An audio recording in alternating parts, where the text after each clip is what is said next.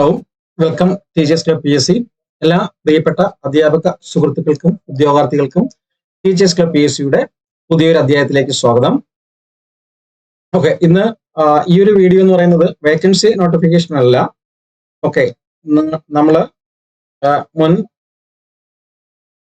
സമയങ്ങളിൽ റിപ്പോർട്ട് ചെയ്ത ഒരു വേക്കൻസിയുടെ എക്സാം ഡിക്ലെയർ ചെയ്തിട്ടുണ്ട്, എക്സാം ഡേറ്റ് ഡിക്ലെയർ ചെയ്തിട്ടുണ്ട്. അതായത് സൈനിക സ്കൂൾ. ഓക്കെ, സൈനിക സ്കൂൾ കഴക്കൂട്ടം, നമ്മുടെ ട്രിവാൻഡ്രം ജില്ലയിലെ കഴക്കൂട്ടത്തായിട്ടുള്ള സൈനിക സ്കൂളിലെ LP സ്കൂൾ ടീച്ചറുടെ വേക്കൻസി നോട്ടിഫൈ ചെയ്തതിന്റെ ഫലമായിട്ട് അതിന്റെ നോട്ടിഫിക്കേഷൻ വിളിച്ചിരുന്നു. അതിൽ ഒരുപാട് പേര് അപ്ലൈ ചെയ്തു. അപ്പൊ അതിൽ എലിജിബിൾ ആയിട്ടുള്ളവരുടെ ലിസ്റ്റ് അവർ പുറപ്പെടുവിച്ചിട്ടുണ്ട്.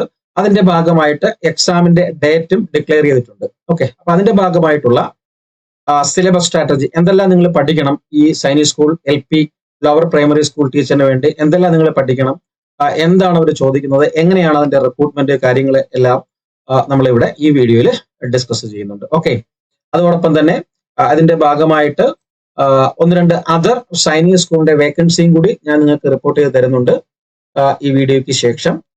താല്പര്യമുള്ളവർക്ക് അവിടെ അത് ഔട്ട് ഓഫ് കേരളയാണ്, അതായത് പെർമനന്റ് വേക്കൻസി തന്നെയാണ്. TG ടീം PG ടീം വിളിച്ചിട്ടുണ്ട്, പിന്നെ അതർ നോൺ ടീച്ചിങ് വേക്കൻസീസും വിളിച്ചിട്ടുണ്ട്. അത് അൺറിസർവ്ഡ് ഉണ്ട്, റിസർവ്ഡ് കാൻഡിഡേറ്റ് ഉണ്ട്. കൂടുതലും SCക്കും OBCക്കുമാണ് വിളിച്ചിരിക്കുന്നത്, പിന്നെ അൺറിസർവ്ഡ് ഉണ്ട്. ഓക്കെ, അപ്പൊ അത് വിവിധ 4ഓളം സൈനിക് സ്കൂളിലേക്കാണ് വിളിച്ചിരിക്കുന്നത്. ഫിസിക്സ് ഉണ്ട്, കെമിസ്ട്രി ഉണ്ട്, പിന്നെ അതുപോലെ തന്നെ ബയോളജി, കമ്പ്യൂട്ടർ സയൻസ്, ഇത്തരത്തിലുള്ള വേക്കൻസീസ് ഉണ്ട്. അതിന്റെ നോട്ടിഫിക്കേഷൻ ഞാൻ നിങ്ങൾക്ക് അടുത്തൊരു നെക്സ്റ്റ് ഒരു വീഡിയോയിലൂടെ എത്തിച്ചു തരുന്നതായിരിക്കും. ഓക്കെ, അപ്പൊ ഇതിന്റെ കാര്യത്തിലേക്ക് നമുക്ക് കടക്കാം. ഇതിന് കടക്കുന്നതിന് മുമ്പ് നിങ്ങളോട് പറയാനുള്ള ഒന്ന് രണ്ട് കാര്യങ്ങൾ. തീർച്ചയായിട്ടും ആദ്യമായിട്ട് ഇത് കാണുകയാണെങ്കിൽ, ഈ വീഡിയോസ് നിങ്ങളുടെ അടുത്തേക്ക് എത്തുകയാണെങ്കിൽ തീർച്ചയായിട്ടും ഈ അപ്ലൈ ചെയ്തിരിക്കുന്നവരിലേക്ക് ആരെങ്കിലും ഇന്റിമേഷൻ ലഭിച്ചിട്ടില്ലെങ്കിൽ അവർ സ്കൂളുമായിട്ട് ബന്ധപ്പെടേണ്ടതാണ് എക്സാമിന്റെ. അപ്പൊ അതിന് വേണ്ടിയിട്ട് നിങ്ങൾ തീർച്ചയായിട്ടും ഈ വീഡിയോ മറ്റുള്ളവരിലേക്ക്, നിങ്ങളുടെ കൂട്ടുകാരിലേക്ക് ഷെയർ ചെയ്യുക. അതുപോലെ തന്നെ ചാനൽ ഇഷ്ടപ്പെട്ടു കഴിഞ്ഞാൽ സബ്സ്ക്രൈബ് ചെയ്യുക. കൂടാതെ നമ്മുടെ അതർ സെൻട്രൽ ഗവൺമെന്റ്, ഇതുപോലുള്ള സെൻട്രൽ ഗവൺമെന്റ് ഇതേ കാറ്റഗറിയിൽ വരുന്ന മറ്റ് സ്കൂളുകളുടെ എക്സാമുകൾ ഉടൻ തന്നെ നോട്ടിഫൈ ചെയ്യും. അതിന്റെ വേക്കൻസി നോട്ടിഫിക്കേഷൻ എല്ലാം വന്നിട്ടുണ്ട്. എക്സാം എന്ന് കാണുമെന്നുള്ളത് ഡിസംബറിൽ ഉണ്ടാകുമെന്നുള്ളത് ഡിക്ലെയർ ചെയ്തിട്ടുണ്ട്. അതായത് KVS, NVS, EMRS, AES പോലുള്ള എക്സാമുകൾ. അതുപോലെ തന്നെ കേരള PSCയുടെ KTET, CBSEയുടെ CTET, അതുപോലെ തന്നെ കേരള PSCയുടെ ഫിഷറീസ് അസിസ്റ്റന്റ്. അപ്പൊ ഇത്തരം ക്ലാസ്സുകളിൽ നമ്മൾ ആരംഭിച്ചിട്ടുണ്ട്, കോച്ചിങ് ആരംഭിച്ചിട്ടുണ്ട്. KVSന്റെയാണ് ഇപ്പോൾ ഫസ്റ്റ് സ്റ്റാർട്ട് ചെയ്തിരിക്കുന്നത്. അതുപോലെ തന്നെ RRB ടീച്ചറിന്റെ കോച്ചിങ് നിലവിൽ സ്റ്റാർട്ടഡ് ആണ്. അതിലും താല്പര്യമുള്ളവർക്ക് ജോയിൻ ചെയ്യാവുന്നതാണ്. അതുപോലെ തന്നെ KVSന്റെയും NVSന്റെയും EMRSന്റെയും FA ഫിഷറീസ് അസിസ്റ്റന്റ്, അതുപോലെ CTET, KTET മുതലായ കോഴ്സുകളിലേക്ക് അഡ്മിഷൻ എടുക്കാൻ താല്പര്യമുള്ളവർക്ക് താഴെ ഈ വീഡിയോയുടെ ഡിസ്ക്രിപ്ഷൻ ബോക്സിൽ അതിന്റെ ലിങ്കുകൾ അവൈലബിൾ ആണ്. അല്ലെങ്കിൽ താഴെ കാണുന്ന നമ്പറിൽ നിങ്ങൾക്ക് വിളിച്ചു ചോദിക്കാം. 77 36 75 0473 എന്ന് പറയുന്ന നമ്പറിൽ നിങ്ങൾക്ക് വിളിച്ച് അന്വേഷിക്കാവുന്നതാണ്. ഓക്കെ, അല്ലെങ്കിൽ വാട്സപ്പ് മെസ്സേജുകളിലൂടെ ചോദിക്കാവുന്നതാണ്.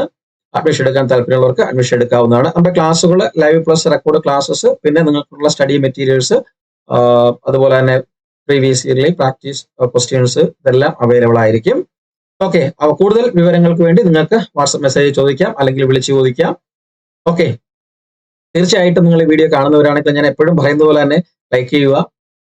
കൂടുതൽ ആൾക്കാരിലേക്ക് എത്തുന്നതിന് വേണ്ടിയിട്ട് ലൈക്ക് ചെയ്യുക. വേറൊരു ഉദ്ദേശവും നമ്മുടെ ഈ ചാനലിൽ വീഡിയോ കൊണ്ടില്ല എന്ന് ഞാൻ തുടക്കം മുതലേ പറഞ്ഞിട്ടുള്ളതാണ്. ഓക്കെ, അപ്പൊ നമ്മുടെ കാര്യത്തിലേക്ക് കടക്കാം. അപ്പം Sainik school Kazhakoottam under ministry of defence. Okay, Sainik school അറിയാമല്ലോ നമുക്ക്, ഡിഫൻസിന്റെ കീഴിൽ. അപ്പൊ ഇതില് vacancy LP school, lower primary school വിളിച്ചിരുന്നു. അപ്പൊ അതിന്റെ ബാക്കിയുള്ള കാര്യങ്ങളെല്ലാം വന്നിട്ടുണ്ട്. നമ്മൾ റിക്രൂട്ട്മെന്റിൽ കയറി കഴിഞ്ഞാൽ ഓരോന്നോരോന്നായിട്ട് നിങ്ങളെ പരിചയപ്പെടുത്താം. അതില് ആദ്യം the selection list four the post of LP school teacher 10 September 2025. Okay, അതായത് ഈ സൈനിക് സ്കൂളിലേക്കുള്ള ആപ്ലിക്കേഷൻ അയച്ചതിൽ നിങ്ങളുടെ എക്സാമിന് വേണ്ടി വിളിച്ചിരിക്കുന്നവരുടെ സെലക്ഷൻ ലിസ്റ്റ് ഉണ്ട്. അത് രണ്ടാമത് പറയാം. ആദ്യം ഈ കാര്യം നമുക്ക് ഒന്ന് ഡിസ്കസ് ചെയ്യാം. അതായത് ഒന്നാമത്തെ കാര്യം എന്ന് പറയുന്നത് intimation to the selection test for the post of LP school teacher 10 September 2025. Okay, dear candidates, you are hereby informed that the selection test for the permanent post of LP school teacher has been scheduled as follows. Date 10 September 2025. September മാസം 10-ാം തീയതിയാണ് exam schedule ചെയ്തിരിക്കുന്നത്. അപ്പൊ ഇത് intimation കിട്ടാത്തവർ തീർച്ചയായിട്ടും സ്കൂളുമായിട്ട് contact ചെയ്യുക, ബന്ധപ്പെടുക. Reporting time 9 മണിക്കാണ്. Exam centre എന്ന് പറയുന്നത് സൈനിക് സ്കൂൾ കഴക്കൂട്ടം തന്നെയാണ്. ഇനി സിലബസ്, ഡീറ്റെയിൽഡ് സിലബസ് ഞാൻ ഇതിനുശേഷം പറയുന്നതായിരിക്കും. As per Kerala PSC guide lines ആണ് അവർ പറഞ്ഞിരിക്കുന്നത്. ഡ്യൂറേഷൻ 1.5 മണിക്കൂറാണ്. ടോട്ടൽ മാർക്ക് 100 ആണ്. Okay, the registration number and the names of eligible candidates have been uploaded to the school website. Please ensure timely arrival and bring all required original documents as specified our previous correspondence. കാരണം ഇന്റർവ്യൂവിന് വേണ്ടിയിട്ടുള്ള സാമഗ്രികളും കൂടി നിങ്ങൾ കൊണ്ടുവരണമെന്ന് നിങ്ങളുടെ admission ടിക്കറ്റുകൾ അവർ അറിയിച്ചിട്ടുണ്ട്. അപ്പൊ അതും ആ കാര്യങ്ങളും കൂടി നിങ്ങൾ ചെയ്യുക. ഓക്കെ, ഇനി സിലബസിന്റെ കാര്യം നമുക്ക് ഡിസ്കസ് ചെയ്യാം. As per Kerala PSC guide lines എന്ന് പറഞ്ഞിട്ടുണ്ടെങ്കിലും എന്തൊക്കെയാണ് അതിൽ പഠിക്കേണ്ടത്, ഏതൊക്കെ നോക്കണം, ഏത് രീതിയിൽ നോക്കണം എന്നുള്ള വിശദമായിട്ടുള്ള കാര്യങ്ങളിലേക്ക് നമുക്ക് കടക്കാം. അതിനു മുമ്പ് ഇത് അയച്ചവരുടെ ലിസ്റ്റ് നമുക്കൊന്ന് ചെക്ക് ചെയ്യാം. റിട്ടേൺ ടെസ്റ്റിന് എലിജിബിൾ ആയിട്ടുള്ളവരുടെ ലിസ്റ്റ് അവരുടെ കൊടുത്തിട്ടുണ്ട്. അത് എത്രത്തോളം പേരുണ്ടെന്നുള്ള കാര്യം നമുക്ക് ചെക്ക് ചെയ്യാം. LPSC ആദർശ് OP തുടങ്ങി അങ്ങനെ ഏകദേശം മൊത്തം ടോട്ടൽ ലിസ്റ്റ് എന്ന് പറയുന്നത്, ടോട്ടൽ നമ്പർ ഓഫ് കാൻഡിഡേറ്റ്സ് എന്ന് പറയുന്നത്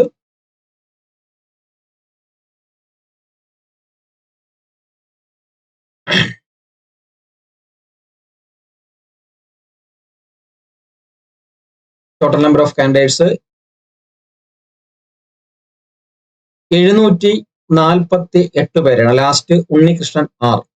ഓക്കെ, 748 കാൻഡിഡേറ്റ്സിനെയാണ് അവര് എക്സാമിന് വേണ്ടി വിളിച്ചിരിക്കുന്നത്. ഓക്കെ, 748 വരെ വിളിച്ചിട്ടുണ്ട്. അപ്പൊ അത്യാവശ്യം നല്ല കോമ്പറ്റീറ്റീവ് ആയിട്ടുള്ള കോമ്പറ്റീഷനുള്ള ഒരു എക്സാം തന്നെയായിരിക്കും ഈ LPSA എക്സാം എന്ന് പറയുന്നത്. ഓക്കെ, അപ്പം ബാക്കിയുള്ള കാര്യത്തിലേക്ക് നമുക്ക് കിടക്കാം. അപ്പൊ വെന്യൂ കാര്യങ്ങളെല്ലാം പറഞ്ഞു, ബാക്കിയുള്ള ഡീറ്റെയിൽസ് എല്ലാം പറഞ്ഞു തന്നിട്ടുണ്ട്. ഇനി നമുക്ക് എന്തൊക്കെയാണ് ഇവിടെ ചോദിക്കുന്നത്, അല്ലെങ്കിൽ സിലബസ് എങ്ങനെയാണ്, എക്സാം പാറ്റേൺ എങ്ങനെയാണ് എന്നുള്ള കാര്യങ്ങൾ നമുക്ക് ഡിസ്കസ് ചെയ്യാം. ഓക്കെ,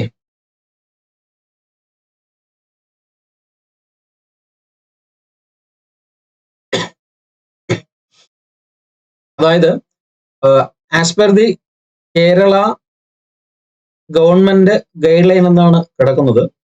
അപ്പൊ നമ്മുടെ കേരള PSC നടത്തുന്ന LP സിലബസ് ബേസ് ചെയ്ത് തന്നെയായിരിക്കും മെയിനായിട്ട് ഇതിന്റെ സിലബസ് വരുന്നത്. മലയാളം പഠിക്കണമെന്ന് വെച്ച് കഴിഞ്ഞാൽ മലയാളം പഠിക്കും, മലയാളവും കൂടി ഇതിൽ ചോദിക്കും.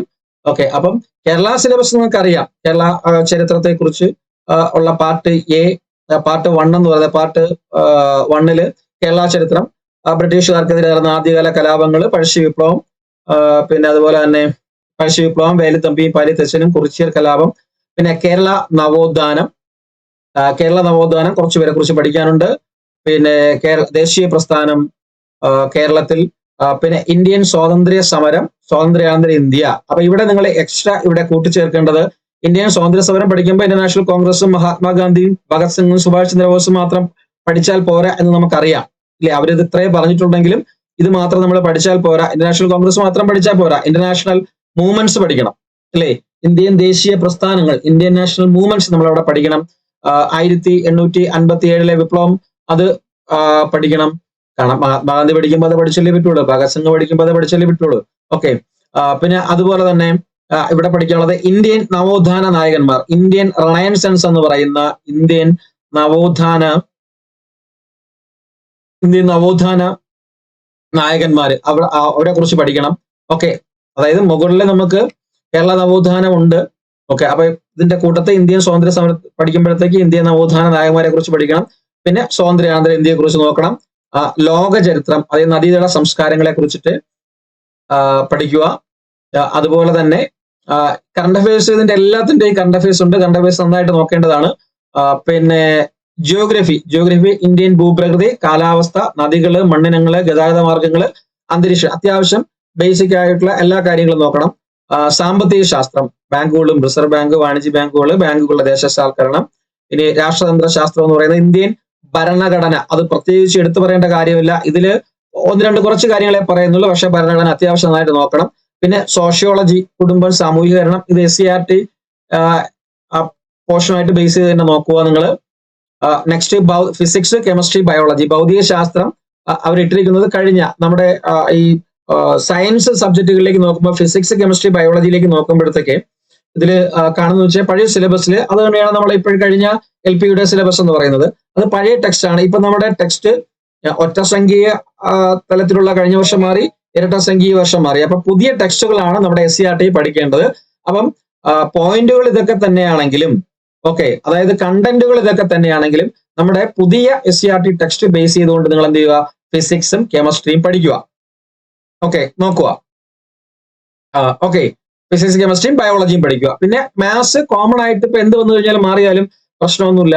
മാത്സ് എന്തൊക്കെയാണ് പിന്നെ സംഖ്യകളും ദശാംശ സംഖ്യകളും വർഗവും വർഗമൂലവും ശരാശരിയും പിന്നെ നമ്മുടെ മെന്റൽ എബിലിറ്റി റീസണിങ്ങിലെ പാറ്റേണുകൾ, സംഖ്യാശ്രേണികള്, അംശാന്താനുപാതം, സമയം, ജോലി, ശതമാനം, ദൂരം, സമയം, ക്ലോക്ക്, പലിശ, കൂട്ടുപലിശ, ഘനരൂപങ്ങള്, ജാമിതീയ രൂപങ്ങള്, ലാഭം നഷ്ടം, മെട്രിക് അളവുകള്, സർവസമവാക്യങ്ങള്, സാഖ്യം, ഇങ്ങനെയുള്ള കാര്യങ്ങളെ കുറിച്ച് മാത്സ് പൊതുവായിട്ടുള്ള മാത്സ് എല്ലാം തന്നെ പഠിക്കുക. ഓക്കെ, പിന്നെ അതില് എടുത്തു പറയേണ്ട ഒരു കാര്യം എന്ന് പറയുന്നത് എഡ്യൂക്കേഷൻ സൈക്കോളജിയാണ്. ഓക്കെ, നമ്മൾ എഡ്യൂക്കേഷൻ ആൻഡ് ചൈൽഡ് CDP എന്ന് പറയുന്ന child development and psychology pedagogy എന്ന് പറയുന്ന ഏരിയ ആണ് CDP. ഓക്കെ, അപ്പൊ അത് ഡീറ്റെയിൽ ആയിട്ട് നമ്മുടെ LP UP പഠിക്കുന്നതിനേക്കാളും കുറച്ചുകൂടി അപ്ഗ്രേഡ് ചെയ്ത് നിങ്ങൾ നോക്കണം. ഓക്കെ, പ്രധാനമായിട്ടും അവിടെ പഠിക്കുമ്പോൾ നിങ്ങൾ 2020 നമ്മുടെ NEP കുറിച്ച് വിശദമായിട്ട് പഠിക്കണം. ഒരു എക്സാം, നാഷണൽ എഡ്യൂക്കേഷൻ പോളിസി എന്ന് പറയുന്ന അവിടെ വിശദമായിട്ട് ആ ഒരു ഏരിയയിൽ നിങ്ങൾ പഠിക്കണം. ഒരുപാട് കാര്യങ്ങൾ FLN കുറിച്ചിട്ട്, FLN കുറിച്ചിട്ട് പഠിക്കാനുണ്ട്. അതായത് നിപുൺ ഭാരത് എന്ന് പറയുന്ന നിപുൺ ഭാരതിനെ കുറിച്ച് പഠിക്കുമ്പോൾ അവിടെ വരുന്നൊരു കാര്യമാണ് FLN. അതിനെക്കുറിച്ചൊക്കെ ഡീറ്റെയിൽ ആയിട്ട് ക്വസ്റ്റ്യൻസ് ചോദിക്കും. ഓക്കെ, അപ്പൊ അവിടെ കുറിച്ച് പഠിക്കാണ്ട്. അപ്പം സ്വാഭാവികമായിട്ടുള്ള സൈക്കോളജി, ഫിലോസഫി, പെഡഗോജി അത് നിങ്ങൾ തീർച്ചയായിട്ടും വിശദമായിട്ട് ഒരു പരിധി വരെ നോക്കിയിരിക്കണം. പിന്നെ കൂടാതെ ജനറൽ ഇംഗ്ലീഷ് എന്ന് പറയുന്ന ഏരിയ, അതും നമുക്കറിയാം എന്തൊക്കെയാണ് ജനറൽ ഇംഗ്ലീഷിൽ വരുന്ന കാര്യങ്ങൾ എന്നുള്ളത്. ഗ്രാമർ സെക്ഷനിൽ പാസേജ് കോംപ്രിഹെൻഷൻ ഉണ്ട്, ലാംഗ്വേജ് കോംപ്രിഹെൻഷൻ ഉണ്ട്, അതുപോലെ തന്നെ ആർട്ടിക്കിളും കോൺകോഡും ടെൻസും പ്രപ്പോസിഷൻസും ഫ്രൈസൽ വെർബ്സും ഡിറ്റർമിനേഴ്സും ജെറൻഡേഴ്സും ലിങ്കേഴ്സും ഒക്കെ നമുക്ക് അതിൽ പഠിക്കേണ്ട ഓക്സിലറീസ്, വൊക്കാബുലറീസ്, പിന്നെ അതിന്റെ pedagogy of English language teaching. നിങ്ങൾ ഒരു കാര്യം ഓർക്കുക, ഇത് തന്നെയാണെങ്കിലും ചിലപ്പോൾ നമ്മുടെ എല്ലാ ഏരിയയിൽ നിന്നുള്ള പെഡഗോജി ചോദിക്കാനുള്ള സാധ്യതയുണ്ട്. കാരണം സൈനിക് സ്കൂൾ എന്ന് വെച്ചാൽ CBSE ബേസ്ഡ് ആയിട്ടുള്ള സ്കൂളാണ്. അതുകൊണ്ട് തന്നെ പെഡഗോജി എല്ലാ ലെവലിൽ നിന്നും നമ്മുടെ ഒരു CTET ലെവലിൽ എല്ലാ ലെവലിൽ നിന്നും ചോദിക്കാം. എല്ലാ ലെവലിൽ എന്ന് വെച്ച് കഴിഞ്ഞാൽ നമ്മൾ ഇവിടെ ഉള്ള മലയാളം ആയിക്കോട്ടെ, ഹിസ്റ്ററി ആയിക്കോട്ടെ, ജോഗ്രഫി ആയിക്കോട്ടെ, എക്കണോമിക്സ് ആയിക്കോട്ടെ, പൊളിറ്റിക്സ് ആയിക്കോട്ടെ, ഇംഗ്ലീഷ് ആയിക്കോട്ടെ, മലയാളം ആയിക്കോട്ടെ, മാത്സ് ആയിക്കോട്ടെ, എല്ലാത്തിൽ നിന്നുള്ള പെഡഗോജി ക്വസ്റ്റ്യൻസ് ചോദിക്കാം. ഇവിടെ നമുക്ക് സിലബസിൽ ഇവിടെ ഇംഗ്ലീഷ് ടീച്ചിങ്, ഇംഗ്ലീഷിന്റെ പെഡഗോജിയെ പറയുന്നുള്ളൂ. പക്ഷെ എല്ലാത്തിൽ നിന്നും കൂടെ അത് നോക്കണം എന്നാണ് എൻ്റെ ഒരു അഭ്യർത്ഥന. പിന്നെ മലയാളം എന്തൊക്കെയാണെന്നുള്ള ഇവിടെ പറഞ്ഞിട്ടുണ്ട്. എല്ലാവരുടെ കയ്യിലും സിലബസ് ഉണ്ടെന്ന് പറയാം. അപ്പം ഇതിൽ അത്യാവശ്യമുള്ള കാര്യങ്ങൾ പ്രധാനമായിട്ട് നിങ്ങൾ നോക്കേണ്ടത് മലയാളം ഇവിടെ പഠിക്കുമ്പോഴത്തേക്ക് ഗ്രാമർ നന്നായിട്ട് എന്ത് ചെയ്യുക, മുൻതൂക്കം കൊടുത്ത് പഠിക്കുക എന്നുള്ളതാണ്. ബാക്കിയുള്ള ജനറൽ ബേസ് ആയിട്ടുള്ള ഇപ്പൊ കവിതാ സാഹിത്യവും കഥാസാഹിത്യവും നോവലും ആത്മകഥയും ബാലസാഹിത്യവും ഒക്കെ പഠിക്കുമ്പോഴത്തേക്ക് അതുമായിട്ട് റിലേറ്റ് ചെയ്തിട്ടുള്ള കറണ്ട് അഫയേഴ്സ് റിലേറ്റഡ് ആയിട്ടുള്ള ക്വസ്റ്റ്യൻസ് കൂടി അതിന്റെ കൂട്ടത്തിൽ നിങ്ങൾ നോക്കുക. ഓക്കെ, പിന്നെ ബോധന ശാസ്ത്രത്തില് ഭാഷാ പഠന സിദ്ധാന്തങ്ങളും ആസൂത്രണവും നമ്മുടെ പെഡഗോജിയിൽ വരുന്ന കുറച്ച് കാര്യങ്ങളാണ് അവിടെ കൊടുത്തിരുന്നത് എക്സ്ട്രാ ആയിട്ട്. അപ്പൊ ഞാൻ അത് മാത്രമായിട്ടല്ല, എല്ലാത്തിന്റെയും പെഡഗോജി നിങ്ങളൊന്ന് സെപ്പറേറ്റ് നോക്കണമെന്നാണ് എൻ്റെ ഒരു എളിയ അഭിപ്രായം എന്ന് പറയുന്നത്. ഓക്കെ, ഇനി അടുത്തതായിട്ട് നിങ്ങളോട് സൂചിപ്പിക്കാനുള്ള മറ്റൊരു കാര്യം എന്ന് പറയുന്നത്, നിങ്ങൾക്ക് നിലവില് ഇപ്പൊ ഓഗസ്റ്റ് 10 അല്ലേ, ഓഗസ്റ്റ് 10 തീയതിയായി അല്ലെ, ഇനിയിപ്പോ സെപ്റ്റംബർ 10 വരെയാണ്. അപ്പൊ ഇതില് ഓഗസ്റ്റ് 10 അല്ല, ഇന്ന് 11 തോന്നുന്നു അല്ലേ, ഇന്ന് 11 ഓഗസ്റ്റ് 11 ഇനി ഏകദേശം അറ്റ്ലീസ്റ്റ് 1 മന്ത്, ഒരു മാസമാണ് നിങ്ങൾക്ക് ഇനി പരീക്ഷയ്ക്കുള്ളത്. അപ്പൊ ഒരു മാസം കൊണ്ട് നിങ്ങൾ ഇനി കഴിഞ്ഞ LP UP പഠിച്ചവർക്കൊക്കെ ഇനി റിപ്പീറ്റ് ചെയ്തായിരിക്കും, അല്ലെങ്കിൽ ഇന്റർവ്യൂ ഉണ്ടായിരുന്നവർക്കൊക്കെ റിപ്പീറ്റ് ചെയ്താൽ മതിയായിരിക്കും കുറച്ച് കാര്യങ്ങളൊക്കെ അല്ലേ. അപ്പം റിപ്പീറ്റ് പുതുതായിട്ട് ഇനി ഒന്നും പഠിക്കാൻ നിൽക്കരുത്. ഈ ഒരു മാസം കൊണ്ട് നിങ്ങൾ പഠിച്ചെടുത്ത കാര്യങ്ങൾ, നന്നായിട്ട് പഠിച്ചു കഴിഞ്ഞ കാര്യങ്ങൾ കൂടുതലായിട്ട് നിങ്ങൾ എന്ത് ചെയ്യുക, റിപ്പീറ്റ് ചെയ്യുക. മെയിൻ ആയിട്ട് ഫോക്കസ് ഓൺ യുവർ, ഇത് നമ്മുടെ ക്ലാസിന്റെ LP UP ക്ലാസിന്റെ സ്റ്റഡി പ്ലാൻ ആണ്. നമ്മുടെ ക്ലാസ് LP ഞാൻ ഫസ്റ്റ് പറഞ്ഞപ്പോൾ അത് വിട്ടുപോയി. LPUPയുടെ കോച്ചിങ് അവൈലബിൾ ആണ്. അതിന്റെ ഫ്രീ ബാച്ച് കഴിഞ്ഞിട്ട് നമ്മളിപ്പോൾ പെയ്ഡ് ബാച്ച് സ്റ്റാർട്ട് ചെയ്തിട്ടുണ്ട്. 100 പേർക്കാണ് നമ്മൾ ഫ്രീ ബാച്ചിന് അവസരം കൊടുത്തിരിക്കുന്നത്. അത് കഴിഞ്ഞ് നമ്മളിപ്പം 101 മുതൽ പെയ്ഡ് ആയിട്ട് അഡ്മിഷൻ ആരംഭിച്ചിട്ടുണ്ട്. അതിന്റെ ക്ലാസ്സുകൾ തന്നെ ആരംഭിക്കുന്നുണ്ട്. ഓക്കെ, അപ്പോൾ അതിലുള്ള ഒരു സ്റ്റഡി നമ്മൾ കൊണ്ടുവരാൻ പോകുന്ന ഒരു സ്റ്റഡി സ്ട്രാറ്റജീസ് ആണ് ഇതിൽ കൊടുത്തിരിക്കുന്നത്. പക്ഷെ ഇത് വെച്ച് നിങ്ങൾക്ക് പഠിച്ചു കഴിഞ്ഞാൽ ടൈം എത്തത്തില്ല. ഇത് 90 ദിവസത്തെ സ്റ്റഡി പ്ലാൻ ആണ് നമ്മൾ കൊടുത്തിരിക്കുന്നത്. പക്ഷെ ഞാൻ പറയുന്നത് നിങ്ങൾക്ക് ഇതിൽ ചെയ്യാൻ പറ്റുന്നത് നിങ്ങൾ എന്ത് ചെയ്യുക, നന്നായിട്ട് പഠിച്ചിട്ടുള്ള കാര്യങ്ങൾ തീർച്ചയായിട്ടും എന്ത് ചെയ്യുക, റിവിഷൻ ചെയ്യുക. ഓക്കെ, നന്നായിട്ട് റിവിഷൻ ചെയ്യുക. റിവിഷൻ ചെയ്ത് തീർന്നതിന് ശേഷം ബാക്കി എന്തെങ്കിലും നിങ്ങൾ അതിൽ നോക്കാനുണ്ടെങ്കിൽ, വിട്ടുപോയിട്ടുണ്ടെങ്കിൽ എന്ത് ചെയ്യുക, നോക്കുക. ഇനി ഒരു കാര്യം എടുത്തു പറയാനുള്ളത്, നിങ്ങൾ മാത്സ്, ഓക്കെ, ഇംഗ്ലീഷ്, പിന്നെ നമ്മുടെ റീജിയണൽ ലാംഗ്വേജ് ആയിട്ടുള്ള മലയാളത്തിന് വളരെ ഇമ്പോർട്ടൻസ് ഇതിൽ കൊടുക്കുക. ഓക്കെ, നിങ്ങളുടെ റാങ്ക് നിശ്ചയിക്കപ്പെടുന്നത് 3 ബാക്കിയുള്ള, പിന്നെ നാലാമതായിട്ട് പറയുകയാണെങ്കിൽ സൈക്കോളജിയാണ്. ഓക്കെ, അപ്പം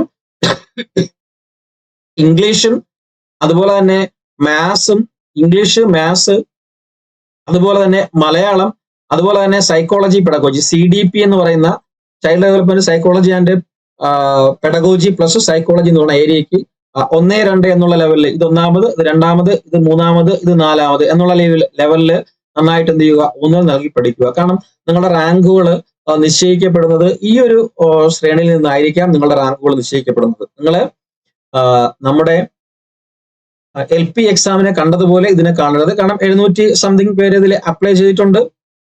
മിക്കവാറും അത്രയും പേര് തന്നെ എഴുതാനായിട്ട് വരും. കാരണം ഒരു സെൻട്രൽ ഗവൺമെന്റ് പോസ്റ്റ് ആണ്, സെൻട്രൽ ഗവൺമെന്റ് സാലറി ആണ്. 8th പേ മാട്രിക്സ് അടുത്ത ഇത് നിങ്ങളുടെ അപ്പോയിന്റ്മെന്റ് കിട്ടുമ്പോഴത്തേക്ക് കിട്ടും. സാലറി എന്ന് വെച്ചാൽ 70,000 രൂപയോളം സാലറി വരുന്ന ഒരു പോസ്റ്റാണ്. അതുകൊണ്ട് തന്നെ നല്ലൊരു കോമ്പറ്റീഷൻ ഉണ്ടായിരിക്കും. ഓക്കെ, അപ്പം ആ ഒരു രീതിയിൽ നിങ്ങൾ മാക്സിമം എന്ത് ചെയ്യുക, പഠിച്ച കാര്യങ്ങൾ ഈ ഒരു മാസം കൊണ്ട് നിങ്ങൾ പഠിച്ച കാര്യങ്ങൾ മാക്സിമം ഒരു 10-20 ദിവസം കൊണ്ട് റിവിഷൻ ചെയ്യുകയും നന്നായിട്ട് റിവൈസ് ചെയ്തെടുക്കുകയും ബാക്കിയുള്ള ഇനി പഠിക്കാനുള്ള കാര്യങ്ങൾ പിന്നീട് സമയം കിട്ടുകയാണെങ്കിൽ ഒരു 10-20 ദിവസത്തിനുള്ളിൽ തന്നെ റിവിഷൻ ചെയ്ത് തീർക്കുക. ബാക്കിയുള്ള കാര്യങ്ങൾ പഠിക്കുകയും ചെയ്യുക. ഓക്കെ, അങ്ങനെ ചെയ്താൽ മതി. അപ്പൊ തീർച്ചയായിട്ടും നിങ്ങൾക്ക് നല്ലൊരു സ്കോർ ഇതിൽ അച്ചീവ് ചെയ്യാൻ പറ്റും എന്നുള്ളതിന് യാതൊരു സംശയവുമില്ല. നമ്മൾ ഇതൊരു 140 ദിവസത്തെ ഒരു ടാർഗറ്റ് പ്ലാൻ ആണ് ഇങ്ങനെ ചെയ്തിരിക്കുന്നത് നമ്മുടെ ക്ലാസിന്റെ. ഓക്കെ, അതായത് അടുത്ത നെക്സ്റ്റ് 2027 LPUPക്ക് എങ്ങനെ പഠിക്കണമെന്നുള്ള, അല്ലെങ്കിൽ നമ്മുടെ കൊടുക്കുന്ന ഒരു ടാർഗറ്റ് പ്ലാൻ ആണിത്. ഇതേ ലെവലിൽ പഠിക്കാൻ പറ്റത്തില്ല. ഇത് 140 ദിവസത്തെ സ്റ്റഡി പ്ലാൻ ആണ്. ഓക്കെ, റിവിഷൻ റിപ്പീറ്റ് ബാച്ച് ആണ്. പക്ഷെ നിങ്ങൾക്ക് ഇങ്ങനെ പഠിക്കാൻ പറ്റത്തില്ല. നിങ്ങൾക്ക് ഒരു മാസമല്ലേ ഉള്ളൂ. അപ്പൊ അതുകൊണ്ട് 30 ദിവസമേ ഉള്ളൂ. ഓക്കെ, അപ്പൊ അതുകൊണ്ട് നിങ്ങൾ മാക്സിമം ഞാൻ ഈ പറഞ്ഞ പോലെ maths mental ability, reasoning plus English plus Malayalam plus CDPക്ക് നല്ല ഊന്നൽ കൊടുക്കുകയും ബാക്കിയുള്ളത് അത്യാവശ്യം പഠിച്ചെടുക്കുകയും ചെയ്യുക. കാരണം ബാക്കിയുള്ളതൊക്കെ ഒരു നിങ്ങൾ പഠിച്ചതാണല്ലോ, ഓൾറെഡി റിവിഷൻ ചെയ്ത് എടുത്താൽ മതിയല്ലോ. ഇതിന് കൂടുതൽ ഊന്നൽ കൊടുത്ത് ഒന്നും കൂടി ഒന്ന് നന്നായിട്ട് റിവൈസ് ചെയ്തെടുക്കുക. കാരണം ഇതായിരിക്കും നിങ്ങളുടെ റാങ്ക് നിശ്ചയിക്കപ്പെടുന്നത്.